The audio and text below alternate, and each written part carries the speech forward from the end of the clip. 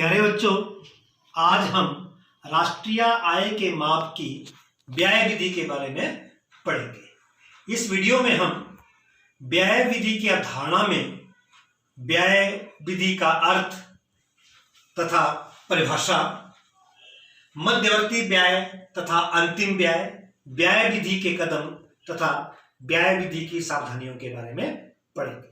तो सबसे पहले व्यय विधि, एक्सपेंडिचर मेथड। राष्ट्रीय आय के माप की तीसरी विधि व्यय विधि है।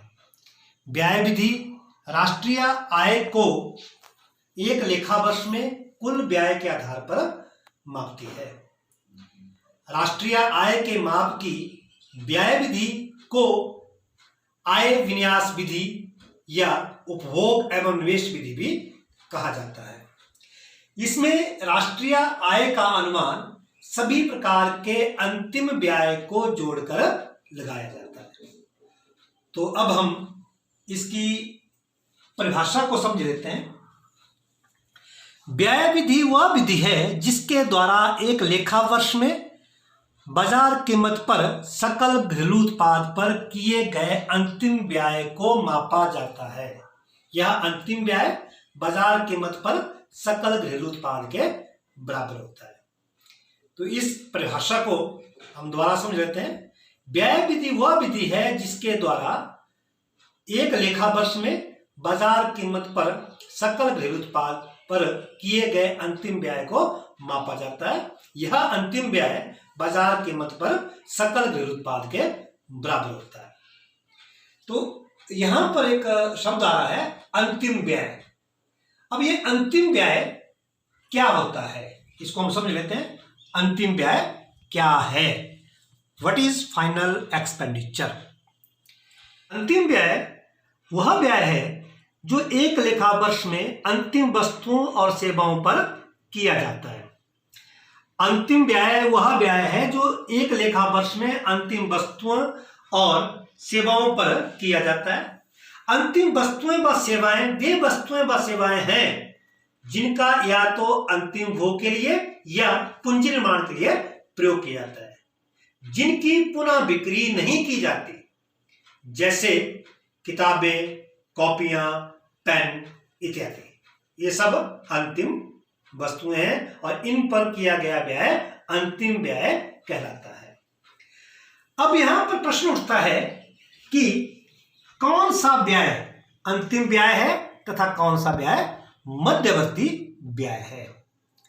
इस प्रश्न का उत्तर व्यय की प्रकृति पर निर्भर करता है। यदि एक उद्यमी दूसरे उद्यमी से जो वस्तु या सेवा खरीदता है उसका प्रयोग दोबारा बेचने के लिए या कच्चे माल के रूप में करता है, तो ऐसी वस्तुओं पर किया गया व्यय मध्यवर्ती व्यय कहलाएगा। उदाहरण के लिए, जैसे एक फर्नीचर बनाने वाला लकड़ी खरीदता है और उससे वो कुर्सी या मेज बनाता है, तो उसका जो लकड़ी के ऊपर जो खर्चा है वो उसका मध्यवर्ती व्यय कहलाएगा।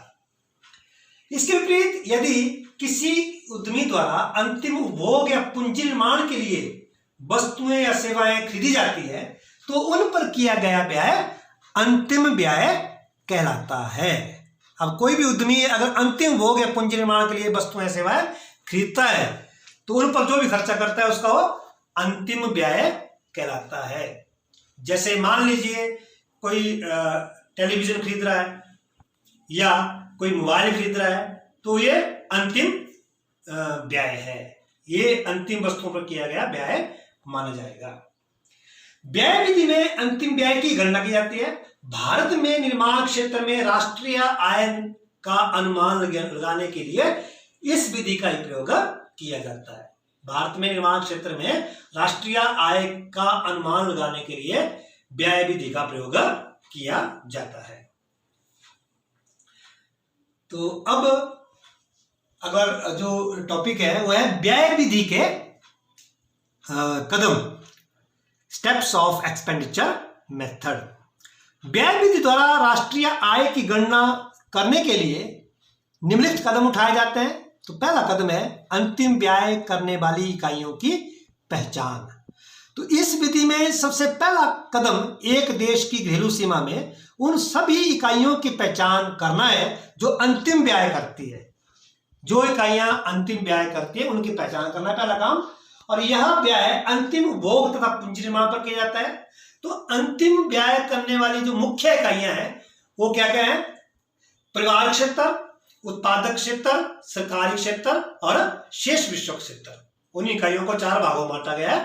पहली है परिवार क्षेत्र, दूसरा उत्पादक क्षेत्र, तीसरा सरकारी क्षेत्र और चौथा शेष विश्व क्षेत्र।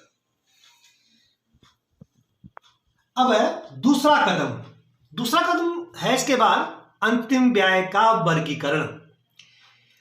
अंतिम व्यय की जो इकाइयों की पहचान करने के बाद उनका वर्गीकरण किया जाता है। तो उनका वर्गीकरण इस प्रकार से किया जाता है। सबसे पहले अंतिम उपभोग व्यय। अंतिम उपभोग व्यय को 2 भागों में बांटा जाता है। एक है निजी अंतिम उपभोग व्यय और दूसरा सरकारी अंतिम उपभोग व्यय। दूसरा है सकल घरेलू पूंजी निर्माण। इसको मतलब अंतिम निवेश व्यय भी कहा जाता है। सकल घरेलू पूंजी निर्माण, इसके भी 2 भाग हैं, सकल घरेलू स्थायी पूंजी निर्माण और दूसरा स्टॉक में परिवर्तन। और तीसरा है शुद्ध निर्यात। जो शुद्ध निर्यात होता है ये निर्यात और आयात का अंतर होता है। तो इस तरह से इसका ये वर्गीकरण किया जाता है। तो इसको हम इसके चार्ट द्वारा समझ लेते हैं। यहाँ पर अंतिम व्यय है। अंतिम व्यय को 3 भागों में बांटा गया है। अंतिम उपभोग व्यय, सकल घरेलू पूंजी निर्माण, शुद्ध निर्यात। तो अंतिम उपभोग व्यय के भी आगे 2 भाग हैं, निजी अंतिम उपभोग व्यय और सरकारी अंतिम उपभोग व्यय। सकल घरेलू पूंजी निर्माण के भी 2 भाग हैं, सकल घरेलू स्थायी पूंजी निर्माण और स्टॉक में परिवर्तन। शुद्ध निर्यात क्या है? यहाँ निर्यात और आयात का अंतर है, निर्यात माइनस आयात। तो ये था अंतिम व्यय का वर्गीकरण। अब हम इसका तीसरा कदम पढ़ते हैं, अंतिम व्यय की गणना। तीसरा कदम है अंतिम व्यय की गणना। तो इस विधि में तीसरा महत्वपूर्ण कदम अंतिम व्यय के विभिन्न संगठनों का अनुमान लगाना है। सकल घरेलू उत्पाद पर अंतिम व्यय का वर्गीकरण करने के बाद इसकी गणना की जाती है। अंतिम व्यय के विभिन्न संगठनों की गणना निम्न प्रकार से की जाती है। तो पहला आता है इसमें अंतिम उपभोग व्यय। अंतिम उपभोग व्यय वह व्यय होता है जो अंतिम उपभोग वस्तुओं पर किया जाता है। तो ये 2 प्रकार का है, निजी अंतिम उपभोग व्यय और सरकारी अंतिम उपभोग व्यय। तो पहला आता है इसमें निजी अंतिम उपभोग व्यय।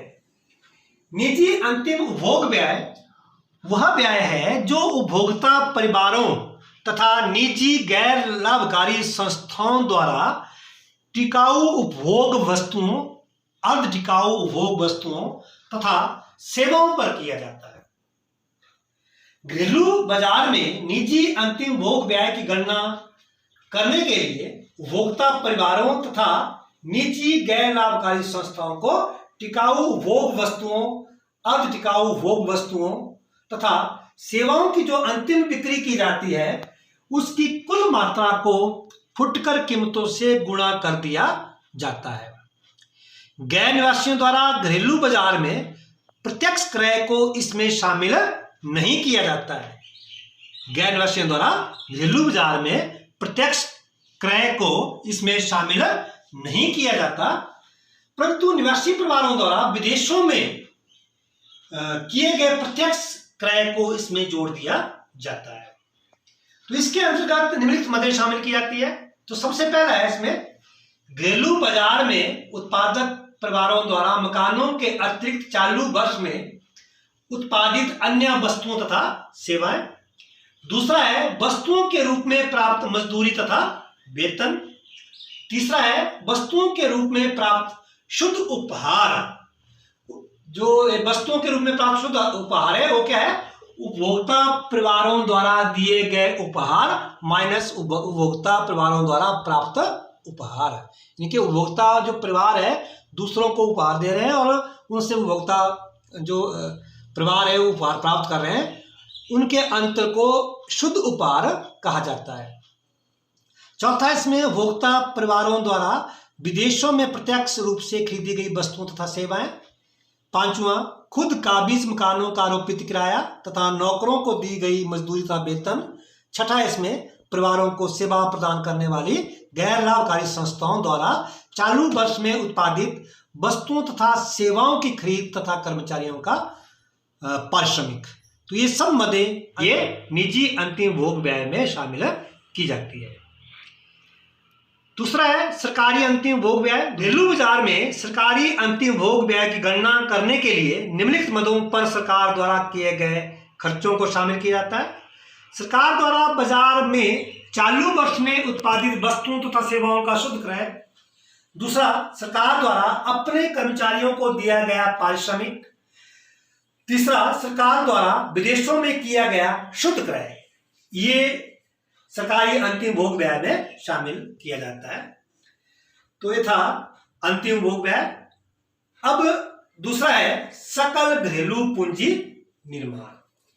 तो सकल घरेलू पूंजी निर्माण जो है ये सकल घरेलू स्थायी पूंजी निर्माण और स्टॉक में परिवर्तन का जोड़ है। तो पहला आता है इसमें सकल घरेलू स्थायी पूंजी निर्माण। तो इसके अंतर्गत निम्नलिखित मदों पर किए गए व्यय को शामिल किया जाता है। पहला इसमें निर्माण पर व्यय और दूसरा मशीनरी पर व्यय। तो निर्माण पर व्यय क्या हुआ? निर्माण पर किए गए व्यय की गणना करने के लिए निर्माण सामग्री की मात्रा को उनकी कीमतों से गुणा कर दिया जाता है। नए निर्माण पर जो व्यय है इसमें निम्नलिखित मदें शामिल की जाती है। सभी क्षेत्रों द्वारा स्वलेखा के लिए अचल संपत्ति का उत्पादन, उपभोक्ता परिवारों द्वारा नए मकानों की खरीद, निर्माण स्थल पर चालू कार्य, पूंजीगत मरम्मतें, ये सब निर्माण कार्य में शामिल किया जाता है। और दूसरा मशीनरी पर जो भी व्यय होता है, मशीनरी के ऊपर जो भी खर्चा किया जाता है वो सब इसमें शामिल होता है। अब है स्टॉक में परिवर्तन। स्टॉक में परिवर्तन का अनुमान अंतिम स्टॉक में से प्रारंभिक स्टॉक को घटाकर लगाया जाता है। यदि हम अंतिम स्टॉक में से प्रारंभिक स्टॉक को घटा देते हैं तो क्या होगा? स्टॉक में परिवर्तन। तो अर्थात स्टॉक में परिवर्तन बराबर है अंतिम स्टॉक माइनस प्रारंभिक स्टॉक। अब तीसरा है इसमें शुद्ध निर्यात। शुद्ध निर्यात एक लेखा वर्ष में किसी देश द्वारा शेष विश्व को किए गए निर्यात तथा शेष विश्व से किए गए आयात का अंतर है। एक देश एक लेखा वर्ष में शेष विश्व को जो वस्तुएं भेजता है और विदेशों से जो वस्तुएं मंगवाता है उसके अंतर को शुद्ध निर्यात कहा जाता है। तो शुद्ध निर्यात बराबर है निर्यात माइनस आयात। इनके निर्यात में से हम आयात को घटा देते हैं तो जो आता है उसको शुद्ध निर्यात कहा जाता है। तो यहां पर हम समझ लेते हैं निर्यात क्या है। निर्यात से अभिप्राय एक देश से दूसरे देश को भेजी जाने वाली वस्तुओं तथा सेवाओं से है। एक देश से दूसरे देश को जो वस्तुएं सेवाएं भेजी जाती है उसको निर्यात कहा जाता है। उदाहरण के लिए हम भारत से विदेशों को कई प्रकार की वस्तुएं जैसे सूती वस्त्र, चाय, कॉफी, ज्वारात, जूट आदि और कई प्रकार की सेवाएं जैसे बैंकिंग, बीमा, जहाजरानी, पर्यटक सेवाओं आदि का निर्यात करते हैं। तो ये सभी निर्यात देश के घरेलू उत्पाद का भाग है। ये सब जो निर्यात है ये देश के जो घरेलू उत्पाद का हिस्सा होते हैं। दूसरा है आयात। तो आयात से अभिप्राय विदेशों से मंगवाई जाने वाली वस्तुओं तथा सेवाओं से। जो विदेशों से हम वस्तुओं सेवा मंगवाते हैं अपने देश को उनको हम आयात कहते हैं।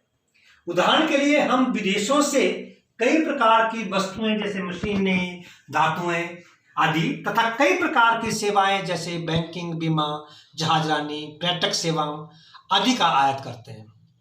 ये सभी आयात हमारे देश के घरेलू उत्पाद का भाग नहीं है। जो आयात होते हैं वो घरेलू उत्पाद का हिस्सा नहीं होते हैं। ये विदेशों के घरेलू उत्पाद का भाग है। जो आयात होते हैं वो विदेशों के घरेलू उत्पाद का भाग होते हैं। हमारे देश के जो है घरेलू उत्पाद का ये भाग नहीं होते हैं। अतः शुद्ध निर्यात घरेलू उत्पाद का भाग होता है। शुद्ध जो निर्यात है घरेलू उत्पाद का भाग होता है। यह धनात्मक तथा ऋणात्मक दोनों प्रकार का हो सकता है। प्रकार से हम अंतिम व्यय की गणना करके निम्नलिखित प्रकार से बाजार कीमत पर सकल घरेलू उत्पाद ज्ञात कर सकते हैं। तो बाजार कीमत पर सकल घरेलू उत्पाद बराबर है निजी अंतिम उपभोग व्यय जमा सरकारी अंतिम उपभोग व्यय जमा सकल घरेलू पूंजी निर्माण। जो सकल घरेलू पूंजी निर्माण होता है दो हिस्से इसके, सकल घरेलू स्थायी पूंजी निर्माण और स्टॉक में परिवर्तन, और जमा शुद्ध निर्यात। इनको हम इसमें जोड़ेंगे तो ये बन जाएगा बाजार कीमत पर सकल घरेलू उत्पाद। बाजार कीमत पर सकल घरेलू उत्पाद का अनुमान लगाने के बाद निम्नलिखित प्रकार से राष्ट्रीय आय ज्ञात की जाती है। तो बाजार कीमत पर सकल घरेलू उत्पाद में से मूल्य ह्रास घटाएंगे, शुद्ध अप्रत्यक्ष कर घटाएंगे तथा इसमें विदेशों से शुद्ध साधन आय जोड़ेंगे तो ये बन जाएगा राष्ट्रीय आय। अब व्यय विधि द्वारा राष्ट्रीय आय का अनुमान। व्यय विधि के द्वारा जो हम राष्ट्रीय आय का हम कैसे अनुमान लगाएंगे, तो इसका एक सूत्र यहां पर बन गया। राष्ट्रीय आय बराबर है निजी अंतिम उपभोग व्यय जमा सरकारी अंतिम उपभोग व्यय जमा सकल घरेलू स्थायी पूंजी निर्माण जमा स्टॉक में परिवर्तन जमा शुद्ध निर्यात माइनस मूल्य ह्रास माइनस शुद्ध अप्रत्यक्ष कर जमा विदेशों से शुद्ध साधन आय। इस सूत्र को आपने याद रखना है, ये राष्ट्रीय आय को ज्ञात करने का है। व्यय विधि के द्वारा राष्ट्रीय आय को ज्ञात करने का ये सूत्र है, इसको आपने याद कर लेना है। व्यय विधि द्वारा राष्ट्रीय आय को अनुमान का ये एक, इसको आप पूरा कंप्लीट यहां पर जो सूत्र बन गया। अब निजी अंतिम भोग व्यय जमा सरकारी अंतिम भोग व्यय जमा सकल घरेलू स्थायी पूंजी निर्माण जमा स्टॉक में परिवर्तन जमा शुद्ध निर्यात माइनस मूल्य ह्रास माइनस शुद्ध अप्रत्यक्ष कर जमा विदेशों से शुद्ध साधन आय तो बराबर है राष्ट्रीय आय। तो इस तरह से व्यय विधि का जो इसको आप इस चार्ट के द्वारा समझ सकते हैं। सूत्र है कि कंप्लीट किस तरह से हम इसको ज्ञात कर सकते हैं, इस चार्ट के द्वारा भी आप इसको समझ सकते हैं। अब आता है व्यय विधि से संबंधित सावधानियां। व्यय विधि से संबंधित सावधानियां कौन कौन सी सावधानियां जिनका ध्यान रखना है जब भी व्यय विधि का के द्वारा राष्ट्रीय आय का अनुमान लगाना है, तो इनका ध्यान रखना जरूरी होता है। तो सबसे पहला आता है इसमें केवल अंतिम व्यय अर्थात अंतिम वस्तुओं तथा सेवाओं पर किए गए व्यय को ही राष्ट्रीय आय में शामिल किया जाता है। तो व्यय विधि के द्वारा केवल अंतिम व्यय को ही इसमें राष्ट्रीय आय में शामिल किया जाता है, क्योंकि नहीं तो दोहरी गणना की समस्या पैदा हो सकती है। तो उससे बचने के लिए इसमें केवल अंतिम व्यय को ही इसमें शामिल किया जाता है। दूसरा है मध्यवर्ती वस्तुओं के व्यय को राष्ट्रीय आय में शामिल नहीं किया जाता, क्योंकि मध्यवर्ती जो वस्तुओं का मूल्य होता है वो पहले ही अंतिम वस्तुओं में शामिल हो चुका होता है, इसलिए उनको जो है राष्ट्रीय आय में शामिल नहीं किया जाता। और तीसरा है पुरानी वस्तुओं पर किए जाने वाले व्यय को राष्ट्रीय आय में शामिल नहीं किया जाता। जो पुरानी वस्तुएं हैं इन पर जो व्यय किया जाता है इसको भी राष्ट्रीय आय में शामिल नहीं किया जाता, क्योंकि ये उस वक्त जब इनका उत्पादन हुआ है उस वर्ष ही इनका मूल्य राष्ट्रीय आय में पहले ही शामिल हो चुका होता है, इसलिए इनको पुरानी वस्तुओं पर किए जाने वाले व्यय को राष्ट्रीय आय में शामिल नहीं किया जाता। अगला है शेयर तथा बॉन्ड्स पर किया गया व्यय राष्ट्रीय आय में शामिल नहीं किया जाता, क्योंकि ये कागजी दावे हैं, इससे अर्थव्यवस्था में वस्तुओं तथा सेवाओं का प्रवाह नहीं होता, अर्थात अर्थव्यवस्था में कोई ये मूल्य वृद्धि नहीं करते, इसलिए जो है शेयर तथा बॉन्ड्स पर किया गया व्यय इसको राष्ट्रीय आय में शामिल नहीं किया जाता। और लास्ट इसमें हस्तांतरण भुगतान पर किया गया व्यय जो राष्ट्रीय जो आय में इसमें शामिल नहीं किया जाता, क्योंकि हस्तांतरण जो आय है वो जैसे वृद्धावस्था पेंशन है या छात्रवृत्ति है, ये हस्तांतरण आय है और एक तरफा भुगतान हम इसको कहते हैं। इसके बदले में किसी वस्तु या सेवा की प्राप्ति नहीं होती, इसलिए इसको जो है राष्ट्रीय आय में शामिल नहीं किया जाता। तो ये था आज का टॉपिक, व्यय विधि के द्वारा राष्ट्रीय आय की गणना। इसको मैं समझा कि व्यय विधि के द्वारा राष्ट्रीय आय की गणना कैसे की जाती है। उम्मीद करता हूं कि आज का वीडियो आपको पसंद आया होगा। यदि ये वीडियो आपको पसंद आए तो इसको लाइक जरूर कीजिए और साथ में शेयर भी कीजिए ताकि और बच्चों को भी इसका फायदा मिल सके। हाँ, यदि मेरे वीडियो आपको पसंद आए तो मेरे इस चैनल को सब्सक्राइब जरूर कीजिए और साथ में बेल आइकन प्रेस करना भी ना भूलें ताकि मेरे वीडियो सबसे पहले आप तक पहुंच सके। धन्यवाद।